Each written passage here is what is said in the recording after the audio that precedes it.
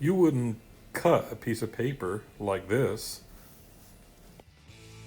And you wouldn't cut a rag with a razor blade like this.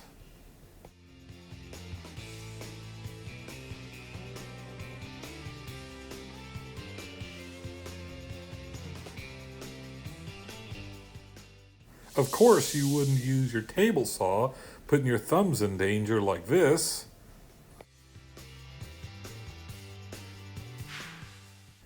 Then why would you use a chisel like this? Never put your hand in the way of a blade. It is a recipe for disaster. Finally, just remember, after every woodworking project, you should always count your fingers. You end with 10, good job.